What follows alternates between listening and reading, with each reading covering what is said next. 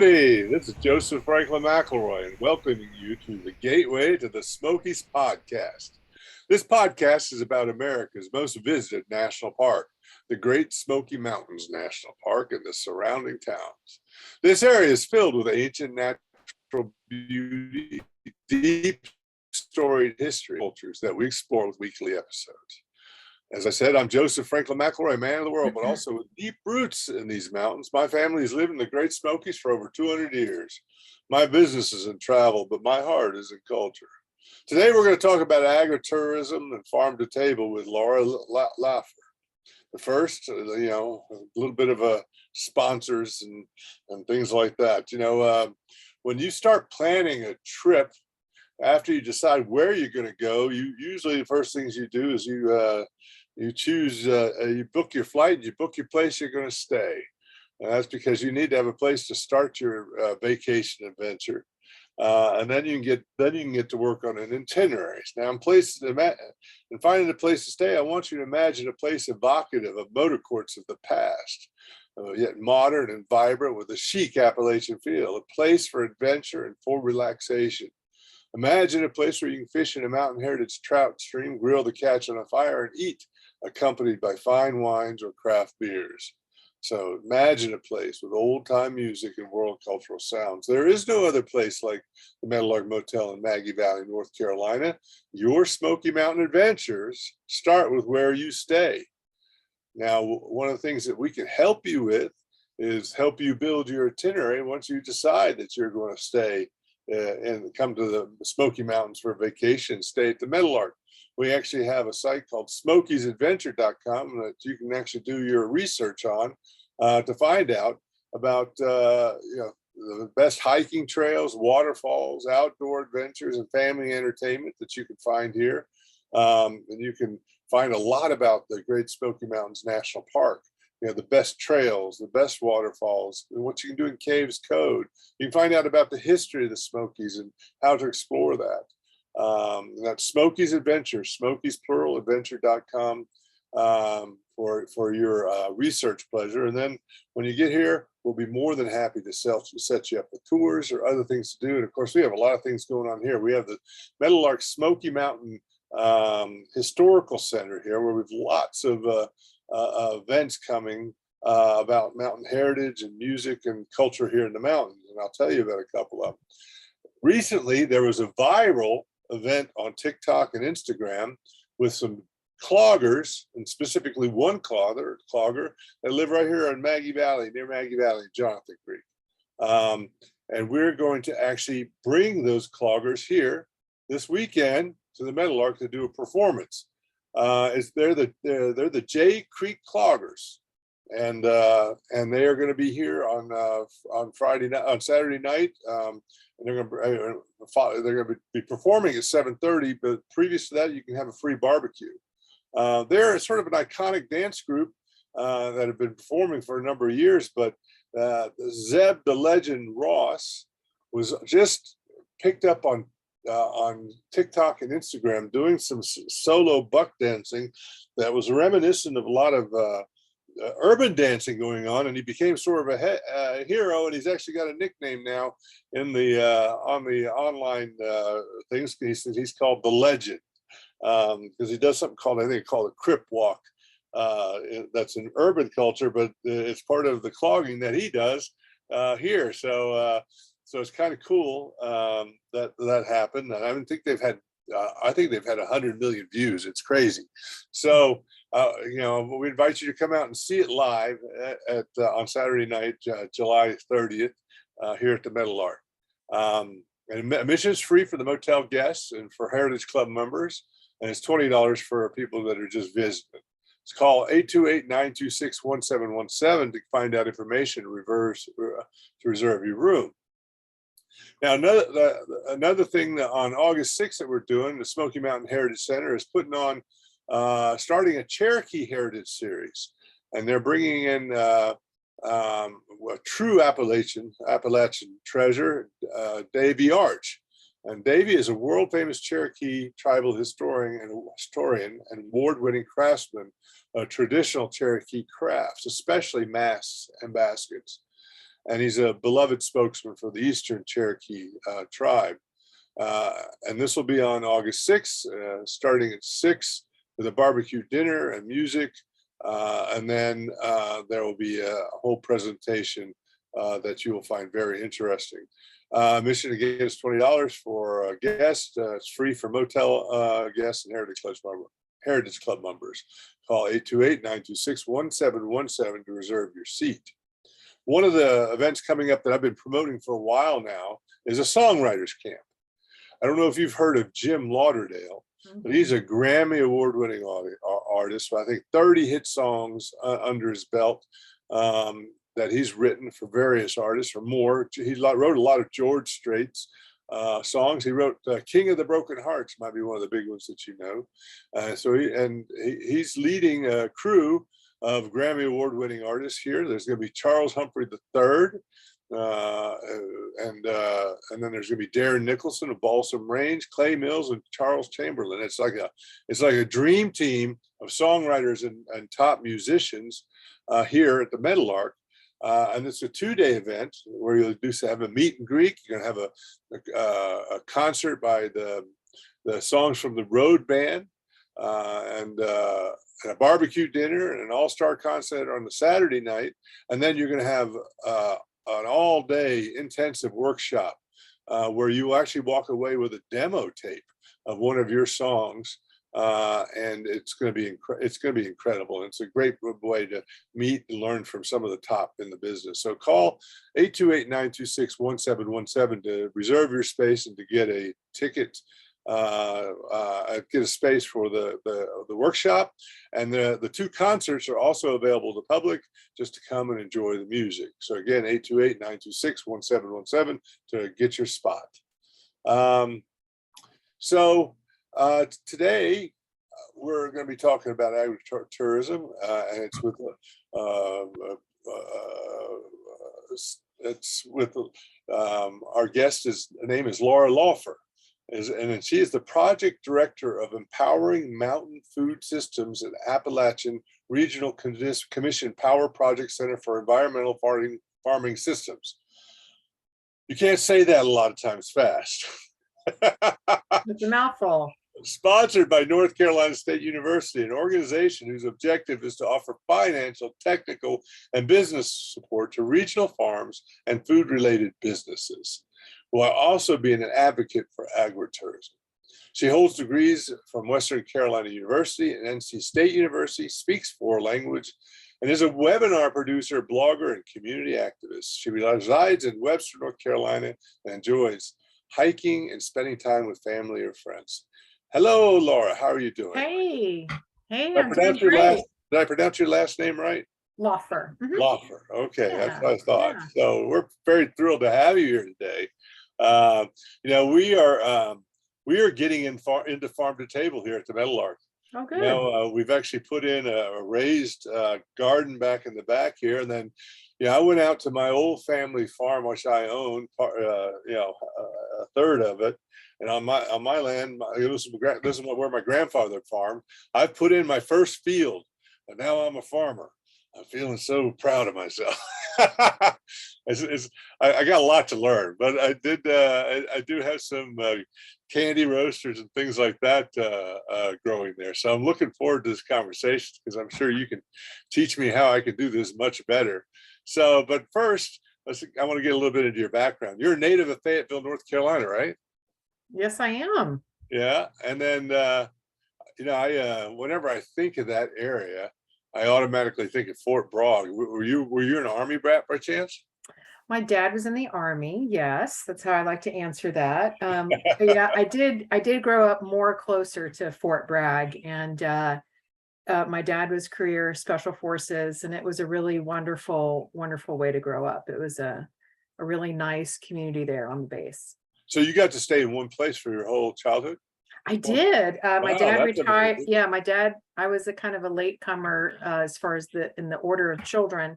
And so my dad retired when I was still in elementary school, but we stayed there because of the tight community bond with all the soldiers' families. So wow.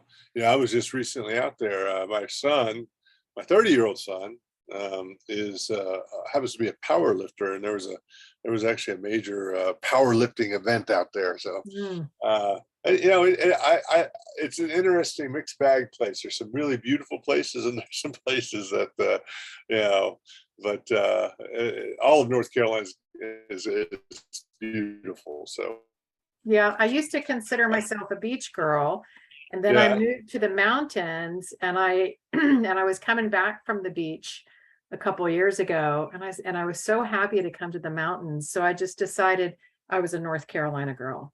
there you go. You got everything here, right? Yeah, it is beautiful here. We have a rainforest, we have snow ski mountains, and we have a white sand beaches. So Hmm. you can't really beat that. Yeah. So how did you end up going to Western Carolina University from high school in Fayetteville? Well, it was a circuitous route, as you can imagine, and there was a boy involved, and so Yeah.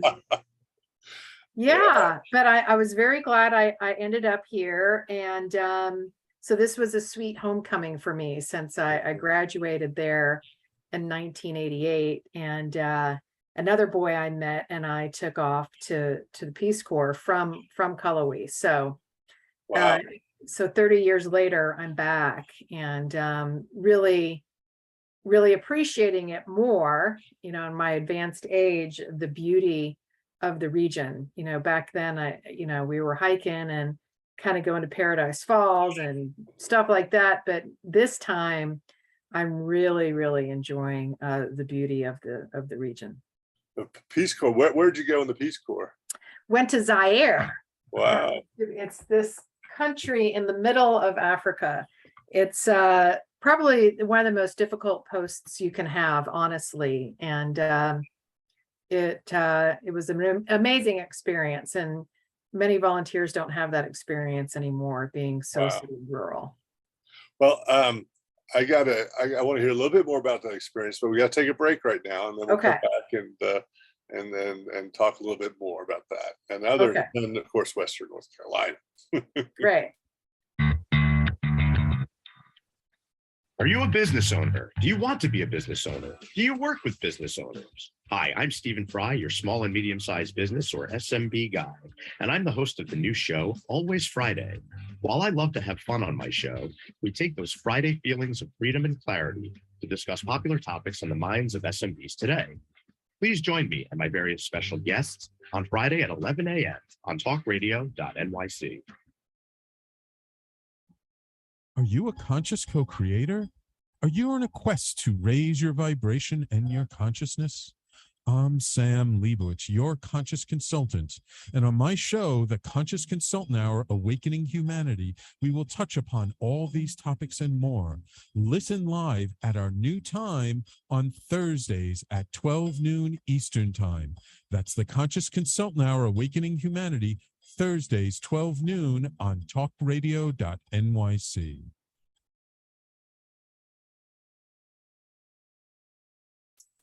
Are you on edge? Hey, we live in challenging, edgy times, so let's lean in. I'm Sandra Bargeman, the host of The Edge of Every Day, which airs each Monday at 7 p.m. Eastern Time on talkradio.nyc. Tune in live with me and my friends and colleagues as we share stories and perspectives about pushing boundaries and exploring our rough edges. That's The Edge of Every Day on Mondays at 7 p.m. Eastern Time on talkradio.nyc. You're listening to Talk Radio NYC. Uplift, educate, empower.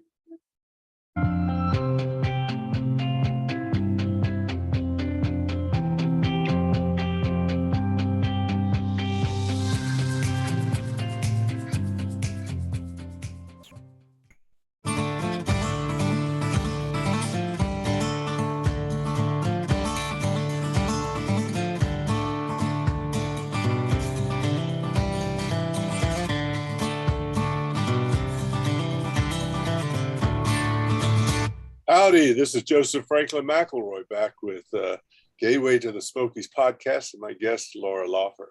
So, Laura, you were in the Peace Corps and you were in Africa.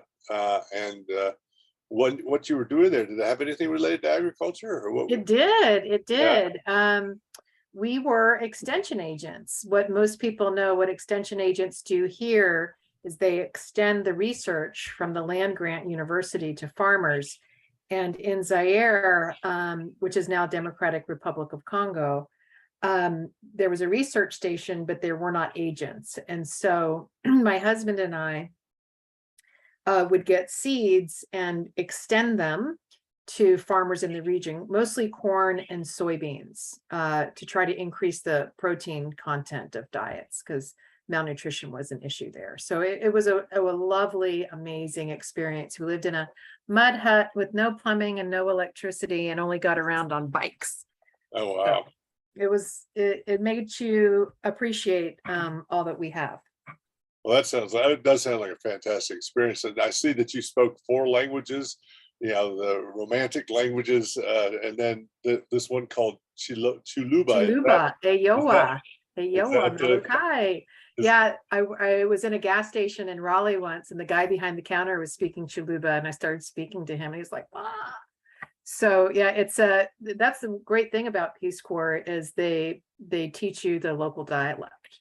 Oh, So, wow. yeah, so it was really great. I think it'd be hard for me to carry on a conversation in most of those languages.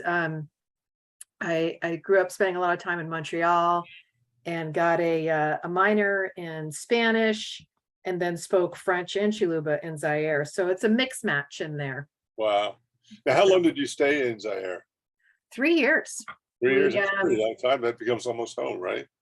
Yeah, it was. We stayed on. We extended a little at the end and worked in the Ituri rainforest with John and Therese Hart, and they were doing research with the Bambuti tribe, which is also known as the Pygmies, way deep in the rainforest. And it was an amazing experience, but Wow. we were ready to go, and we hitchhiked across the continent. It's something you can't do really anymore. No, But wow. it was a true vagabond experience for some young people. And then you came back to the United States after that? We did. We thought we would travel a lot more, but the Gulf War was going on, and our family, was ready for us to come back. But we tooled around Europe for a little bit and then came back. And where'd you settle?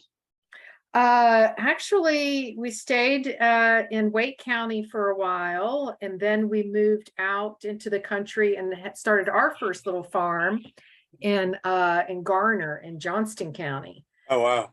And I worked in Durham. I worked for African News Service until I went to grad school and became a Peace Corps recruiter in grad school at NC State, and that was really a wonderful experience. And that's where you got even further into understand at the grad school. You got into the agriculture related studies. No, mostly sustainability. So I'm not an ag technician. I'm a food systems person and community development and economic development. Okay. So I'm not I do have, a little bit of knowledge, enough to get by on animal husbandry and crop production. Mhm. But my area of emphasis is food systems and economic development. Wow, cool. We're the only 3 pine rated lodging facility, I think, west of Asheville by the state of North Carolina in terms of being sustainable. Yeah. Oh, fantastic. Yeah, I had taught sustainability for a while. I started a program at Central Carolina Community College, one of the few sustainability degrees in the state. Uh-huh. And that was a wonderful experience. And then you worked as a program coordinator of local farms of food with NC A&T. I did. That's when I left teaching because I really was kind of tired of talking about sustainability so much in the classroom every day. And I was missing the application in the field. And so I took a leap of faith and left teaching and was brought on for this regional food systems work at NCA&T and their extension program. Cool. And what is regional food systems work? What does that entail? What is it you do there? Well, so one of the things that we like to focus on is helping farmers with their supply chain. If they want to diversify their source of funding, do they want to diversify markets? This happened a lot during COVID, where the one-on-one marketing, say at farmers markets, went away. So we help folks establish their web presence, maybe establish a pickup. And so for that, they needed coolers. And so we had a program. Our funder came to us during COVID and said, what do you need to do? Because this, of course, it was not our plan to have a pandemic in this project. And so I went to the farmers and I was like, what do y'all need most? And it was cold storage. So because they were like, had to hold on to things a little bit longer and have a different distribution method. So supply chain is very important, maintaining that quality and diversifying income. So that's kind of a snapshot. That's one of the things we do. So then you ended up then coming to Western North Carolina and becoming the project director of this god awful log. It's empowering mountain food systems. It says it all. It's a great title. That is an Appalachian Regional Commission Power Project Center for Environmental Farming Systems. Yeah, you always have to mention your funders. They like that, and it's important. So yeah, we are funded by the Appalachian Regional Commission. It's over $1 million grant over 4 years to do this work. And we also, very importantly, got funding from the Cherokee Preservation Foundation to work with Cherokee farmers and Cherokee food systems. And my office is actually in the Qualla boundary of the Eastern Band of Cherokee. So we've had the great pleasure to work with tribal government and our allies there to help Cherokee farmers and Cherokee businesses grow. So you work with farmers? Do you work with other businesses like restaurants, groceries, anything else like that? Yeah. What do you do for them? So like during COVID, some restaurants transitioned to be little grocery stores. So I hope folks know about Guadalupe Cafe in downtown Silva. Oh, it's a great cafe. Yeah. I love that. They have like the multiple salsa tray that you can bring out. That's a great dish. Yeah.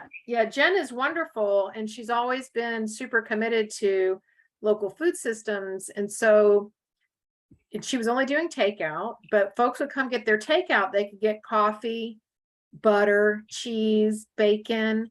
And so for that, she needed more cold storage. And so we help with that. And then we also helped with Yonder, which is a fabulous market up in Franklin.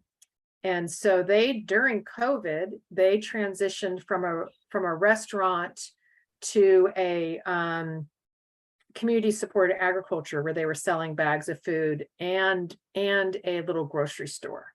So yeah, absolutely. So it's, it's all along, we like to work all along the supply chain. We even work with Western Carolina University. We had an event there a few weeks ago, talking to their catering directors about buying local for events there. Wow.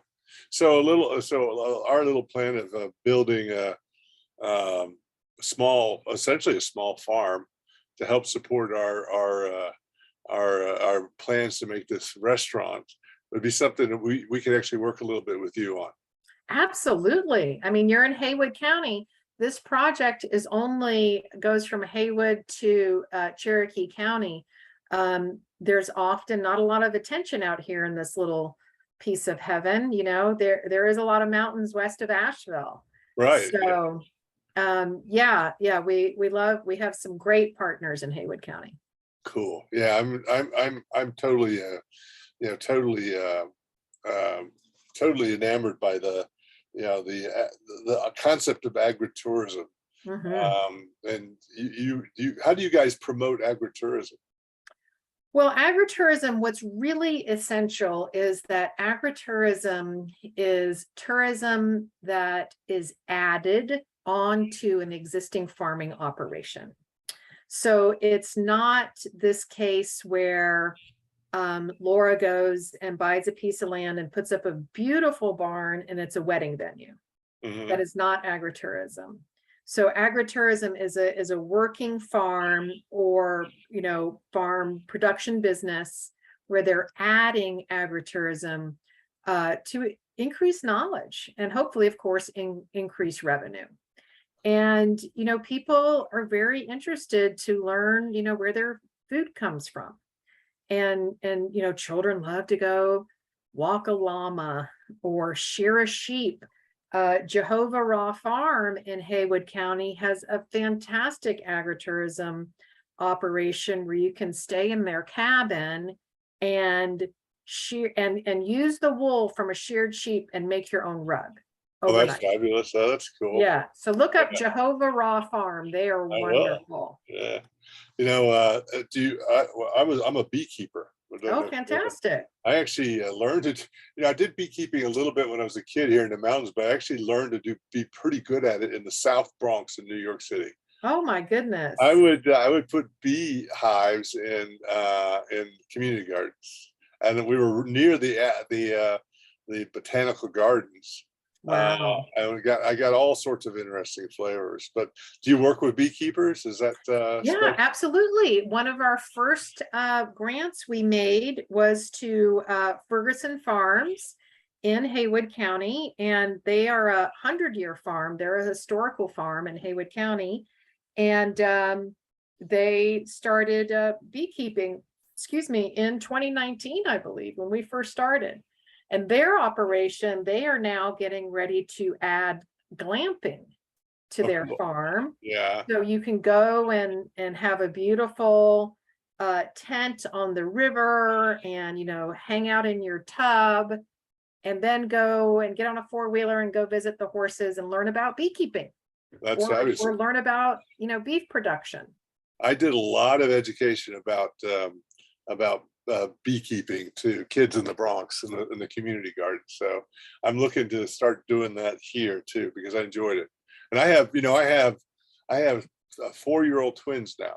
Oh my goodness. Believe it, I have a 30-year-old son and I have 4-year-old twins. And I think I look forward to being able to show them about bees and things. So, but I think making it a part of a program, I might even, I think that I can do, because I figured out how to do it in the community garden, how to have a number of beehives here at the Meadowlark, because you can create bee flight, you can create barriers that regulate where the bees fly, right? At the height and everything else. So you can get them to fly above people for the most part. And so then you can have them in very densely populated areas. And a lot of, and so people didn't know that. But we got to take another break. Okay. And then we'll come back and talk more about what you're doing. Okay. Okay. Thanks. Howdy, I am Joseph Franklin McElroy, host of the new podcast, Gateway to the Smokies. It airs on talkradio.nyc every Tuesday night from 6 p.m. to 7. Every episode is dedicated to memorable experiences in the Great Smoky Mountains National Park and surrounding areas. This show features experts and locals who expound upon the richness of culture, history, and adventure that awaits you in the Smokies. Tune in every Tuesday from 6 p.m. to 7 on talkradio.nyc. Are you passionate about the conversation around racism? Hi, I'm Reverend Dr. TLC, host of the Dismantle Racism Show, which airs every Thursday at 11 a.m. Eastern on talkradio.nyc. Join me and my amazing guests as we discuss ways to uncover, dismantle, and eradicate racism. That's Thursdays at 11 o'clock a.m. on talkradio.nyc. Are you a small business trying to navigate the COVID-19 related employment laws? Hello, I'm Eric Sauver, employment law, business law attorney, and host of the new radio show, Employment Law Today. On my show, we'll have guests to discuss the common employment law challenges business owners are facing during these trying times. Tune in on Tuesday evenings from 5 p.m. to 6 p.m. Eastern Time on talkradio.nyc. You're listening to Talk Radio NYC at www.talkradio.nyc. Now broadcasting 24 hours a day.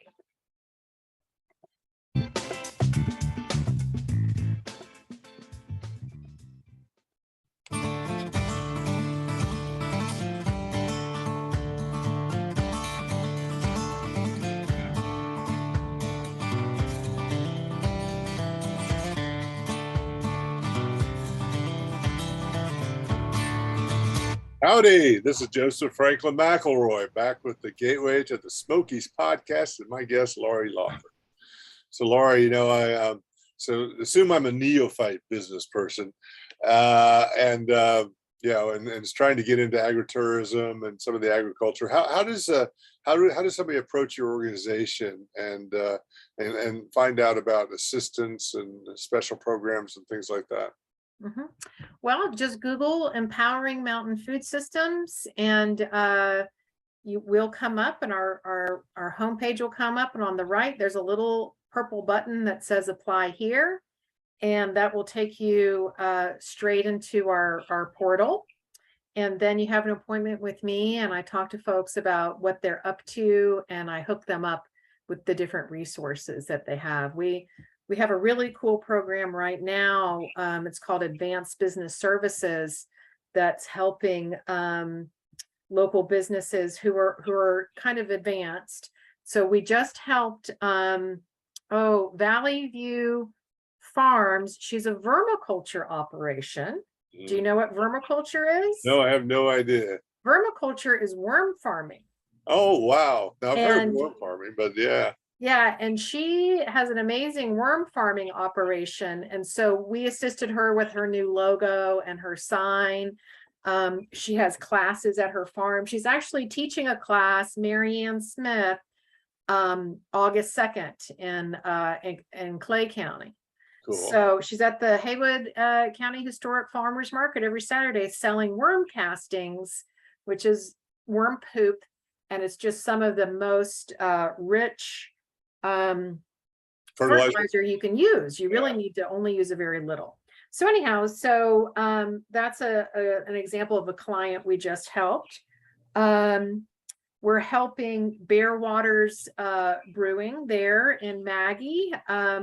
They want to expand purchasing local products, and so we'll be helping them with some refrigeration so that they can refrigerate more local products. Oh, fabulous.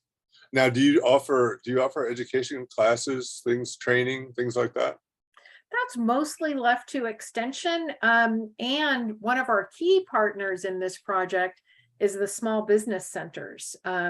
Every community college in the state hosts a small business center offering free business counseling. And so because this is an economic development project, we really focus on that business side of agriculture.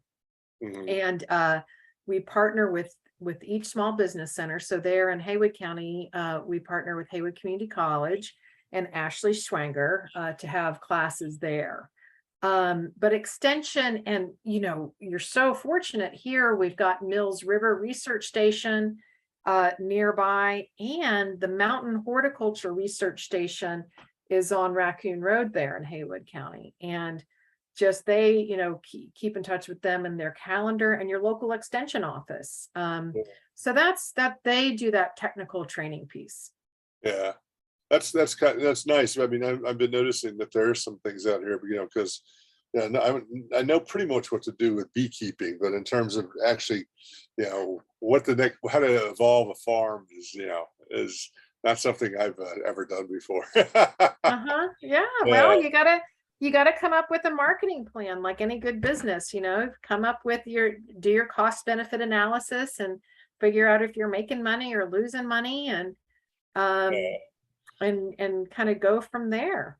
Well, I think my challenge is, I've been doing a lot of marketing. So my challenge though is actually, how do you grow the best stuff? Right? Yeah. Well, you start with good soil. Good soil, and the worm sounds like a good addition. Yeah.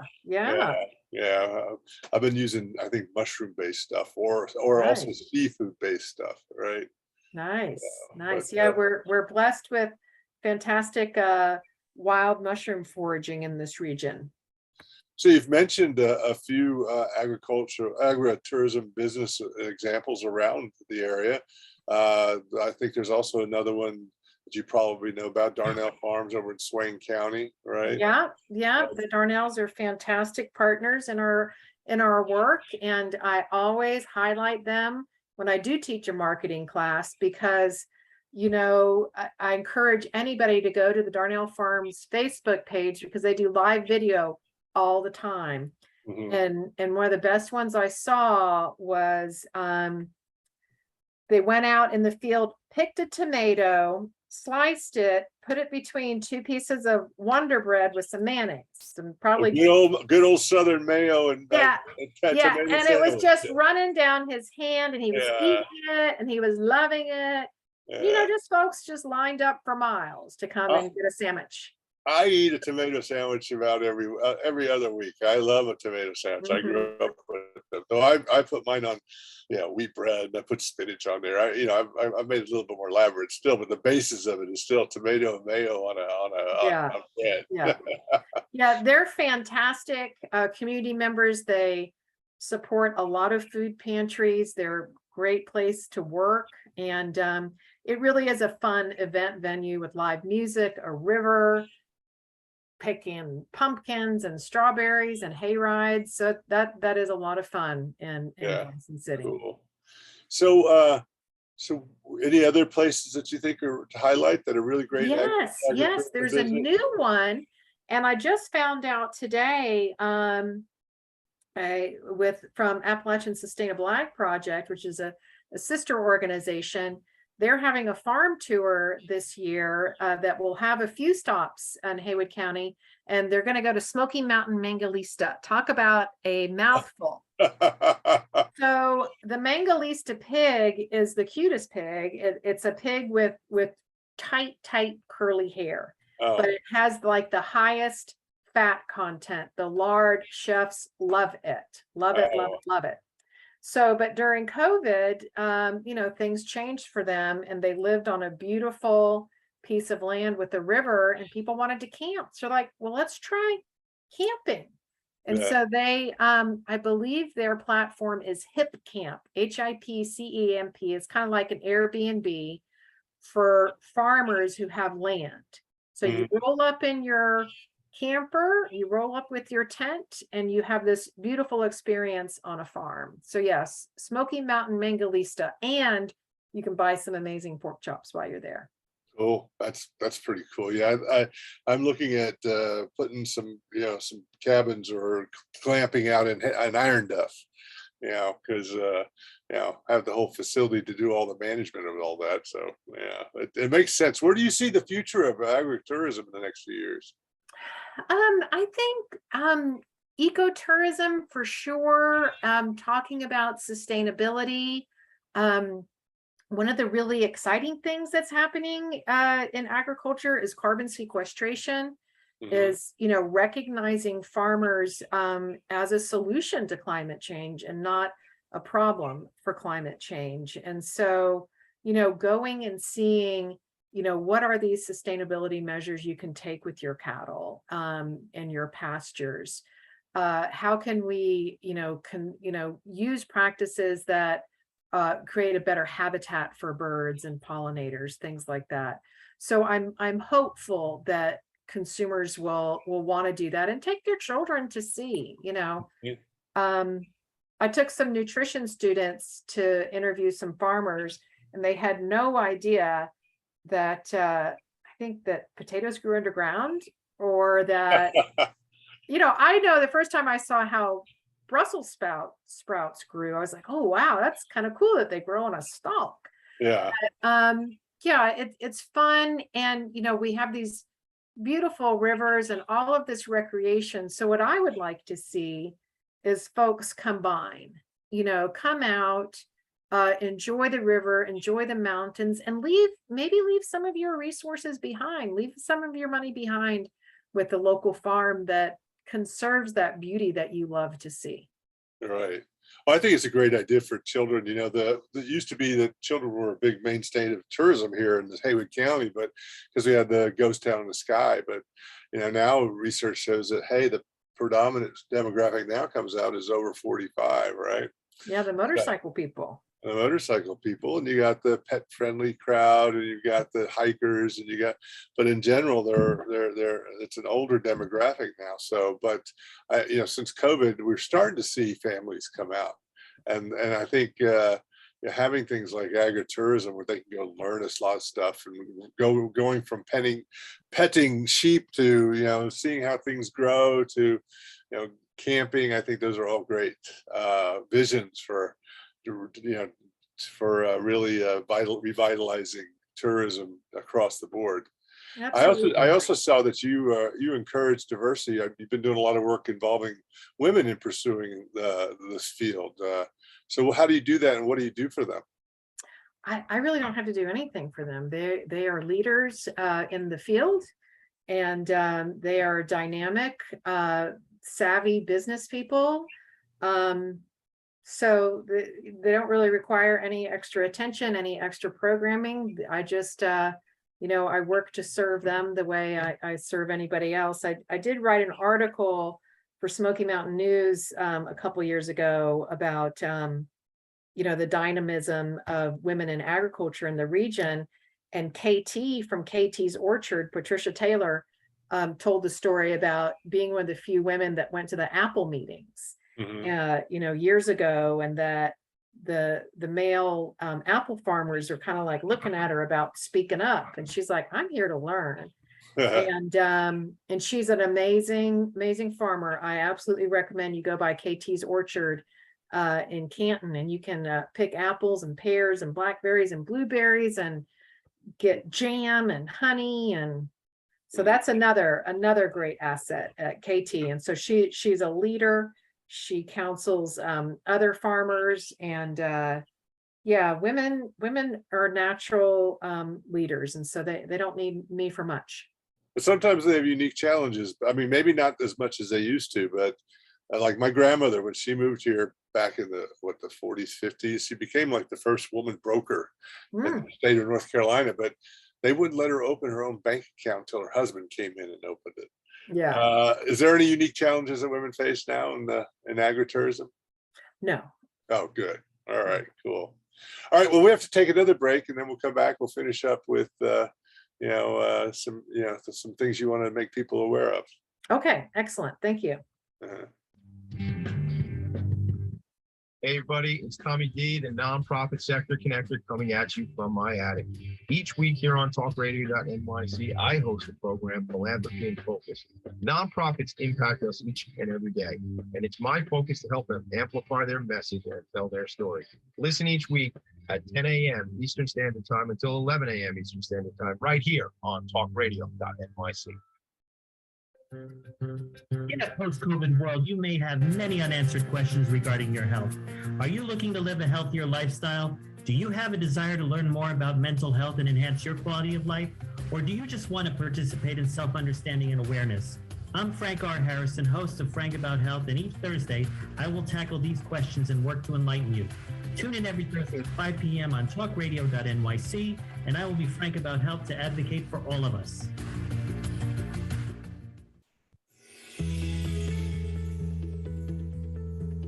Calling all pet lovers. Pet Avengers, assemble! On the Professionals and Animal Lovers show, we believe the bond between animal lovers is incredibly strong. It mirrors that bond between pets and their owners. Through this program, we come together to learn, educate, and advocate. Join us live every Wednesday at 2 p.m. at talkradio.nyc. You're listening to Talk Radio NYC at www.talkradio.nyc. Now broadcasting 24 hours a day.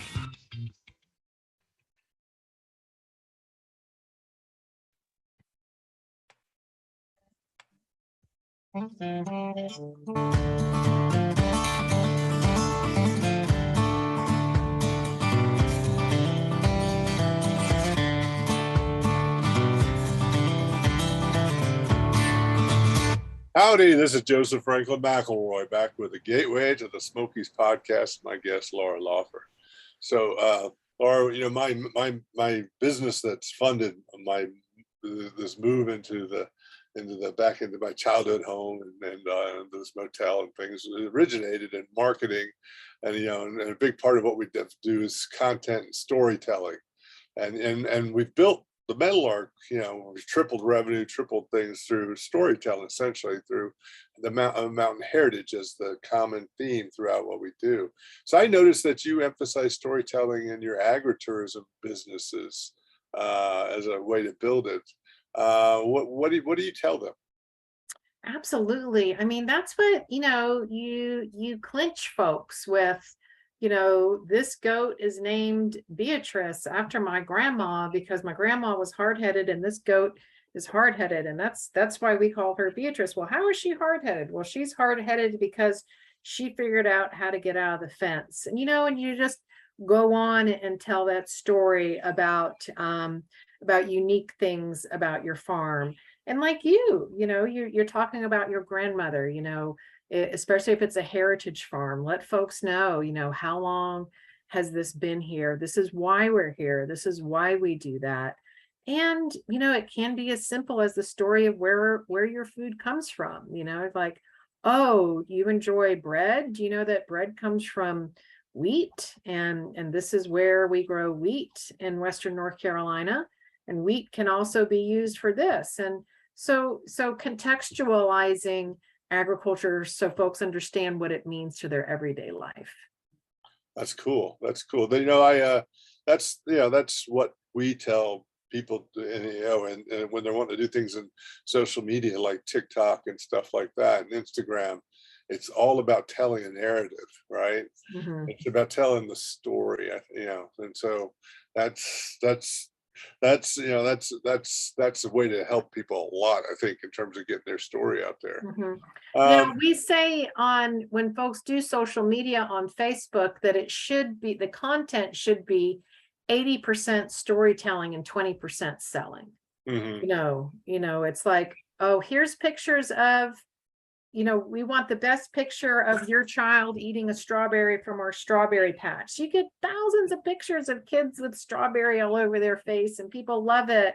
And then you say, oh, by the way, still picking until dark, until August 5th, Right.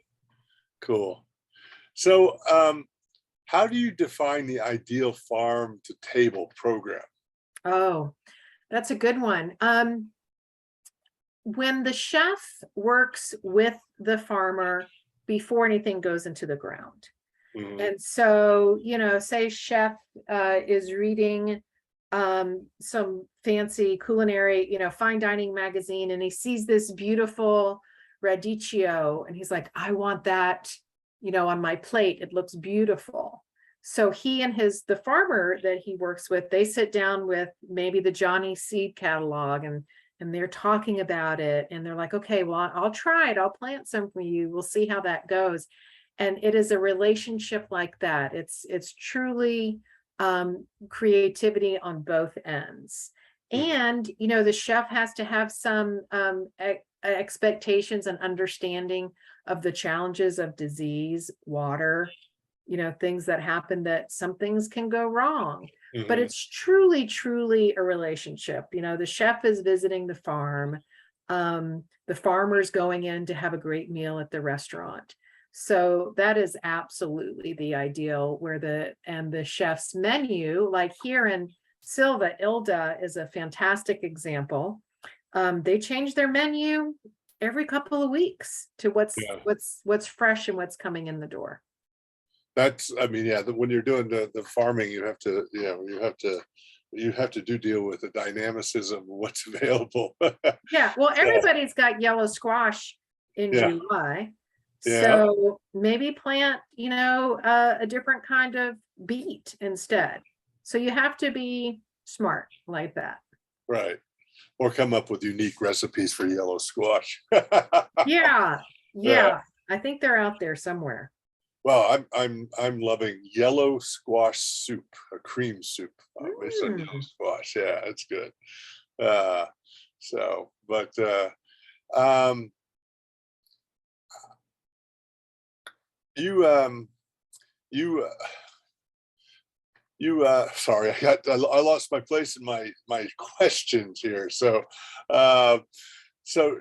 you have a website, right? What's the website again? You just say Google is the easiest way. Yeah, empoweringmountainfoods.org, I believe.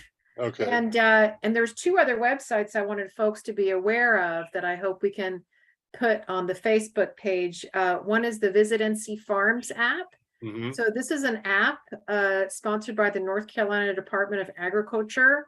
And in Haywood County, it's sponsored by Cooperative Extension. In Buncombe County, it's sponsored by Soil and Water. And in Jackson County, it's funded by the Tourism Development Authority. And so you download this app, and wherever you're driving in North Carolina, you can, type in, alpaca farm or strawberries, and it will come up with a map, hours, what's available. So the Visit NC Farms app. And then the other one I'm super excited about, especially for our out of town folks, is vacationer supported agriculture. And I put that link in the chat, so I don't quite remember that. I hope I'm not messing this up. So P1 Provisions Visit NC Smokies. And so hopefully we can put that in the stream. And what's so exciting about this is before you get to town, say you're staying in a cabin and you would like a bag of freshly picked produce from a farm right down the road. And in Haywood County, it's Mark McDonough at Mighty Gnome, Mark and Danielle at Mighty Gnome, and Chris and Christine Braswell of Outlaw Acres. So these two farmers are supplying visitors with a beautiful bag of produce, eggs, and flowers, and it's there for them to pick up at Bear Waters Brewery and Bosu Wine Shop in Waynesville when they get to town.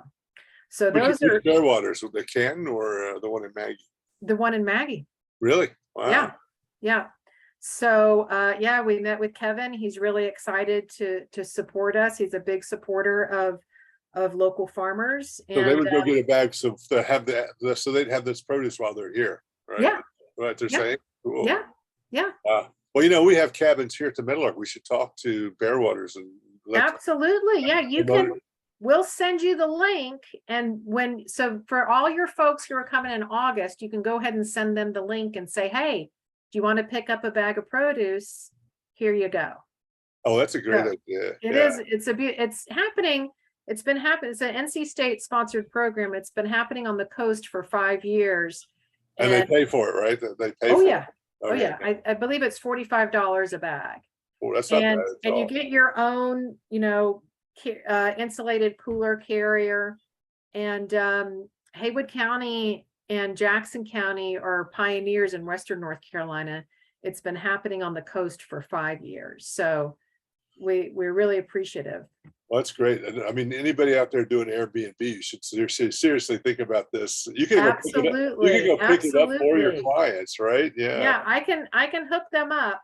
Yeah. So we just met with some Airbnb owners last week, and they're very, very excited about this.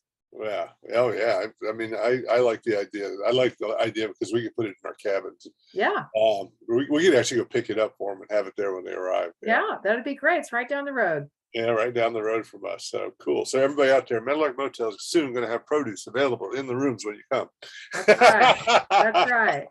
Cool. Any other thing you want to shout out before I close up? Just, go to your local farmers market, check them out. When you go and eat out at a restaurant, ask them, do you have any local products on your menu? This really is up to we as consumers to drive the markets to these farms. I mean, we drive around the Smokies, we see these beautiful venues, and some of them are venues that are beautiful because farmers are being conservation minded and keeping land in production. So I say, eat your view. Yeah. Cool. Well, thank you so much for being on my show. It's a pleasure. Well, and I want to talk further. I'm going to go to your website and do the application to come talk to you. Yeah. We have a little bit of funding left. We're really excited about it. So very cool. Thank you. Thank you. So this is the Gateway to the Smokies podcast. We're streamed live on Facebook at facebook.com/Gateway to the Smokies podcast every Tuesday at 6 to 7. It's also on the talkradio.nyc network, which is a network of live podcasts every day ranging from help for small business to self-help to pet help to any number of subjects. And it's very dynamic because every podcast is live. So I recommend you take a look at what other offerings they have. It's a good network.